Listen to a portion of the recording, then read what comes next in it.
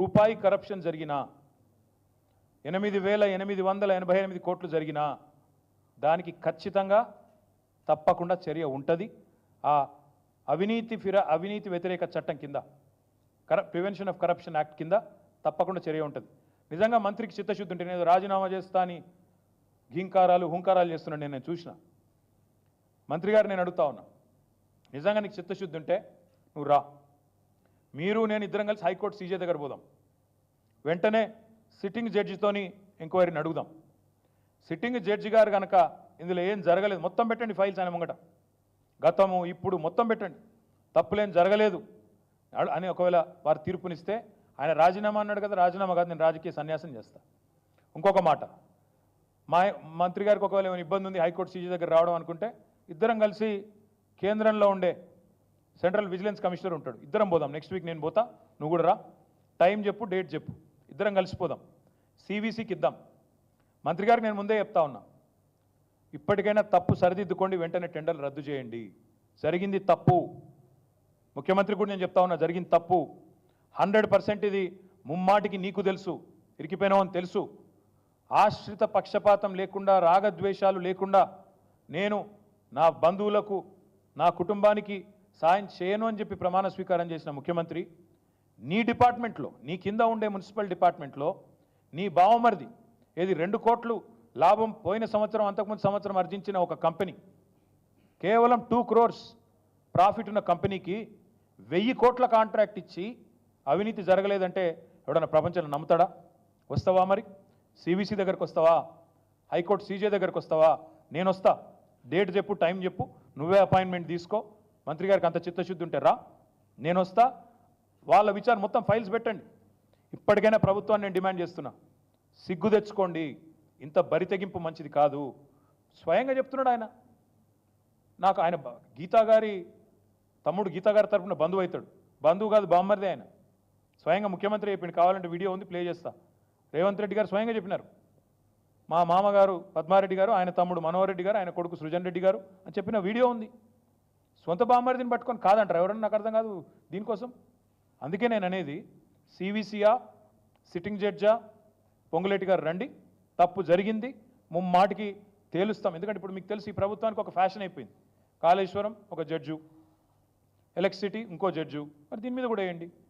ఇప్పటికైనా ముఖ్యమంత్రికి నేను చెప్తా ఉన్నా, జరిగిన తప్పు ఒప్పుకోండి, టెండర్లు రద్దు చేయండి, మీరు వెంటనే ప్రాయశ్చిత్తం చేసుకోండి, లేకపోతే తప్పకుండా మీ పదవి ఊడుతుంది.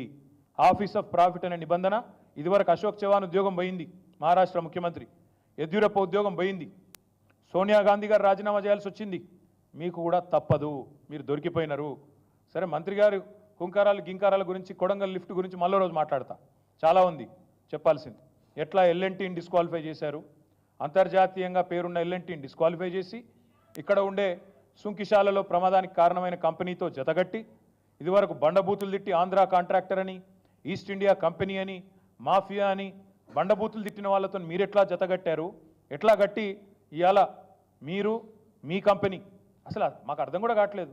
ఈ రాష్ట్రంలో టెండర్లు పారదర్శకంగా, ప్రభుత్వ సొమ్ము, ప్రజల సొమ్ము పారదర్శకంగా జరగాల. కానీ ఎట్లా ఉందంటే వీళ్ళు వ్యవహారం ఎంత బరితెగింపు అంటే, ముఖ్యమంత్రి బామ్మరిదికి ఒక టెండరు, మంత్రి గారికి ఇంకో టెండరు, ఇంత బరితెగింప. ఎవరు ఏమనుకుంటారన్న భయం లేదు, అసలు ఇది తప్ప ఒప్ప అనే విచక్షణ లేదు, కనీసం సోయి ఇంగితం లేకుండా గుడ్డెద్దు చేనులో పడ్డట్టు ఇవాళ ఢిల్లీకి కప్పం కట్టాలి కాబట్టి నోటికొచ్చినట్టు మాట్లాడతాం, ఎటుపడితట్టు పోతామంటే అన్నీ బయట పెడతాం.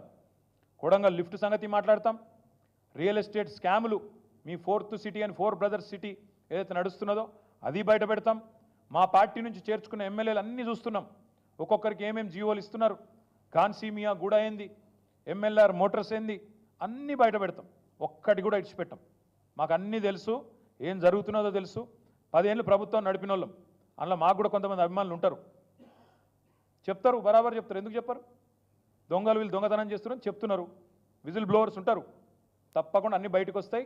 ఈ ప్రభుత్వం యొక్క భాగోతం అంటే ఎట్లా తయారైనట్టు వీళ్ళు న్యాయస్థానాలను కూడా పిచ్చోళం చేస్తున్నారు. న్యాయస్థానాలను పిచ్చోళం చేస్తారని నాకు అర్థం కాదు.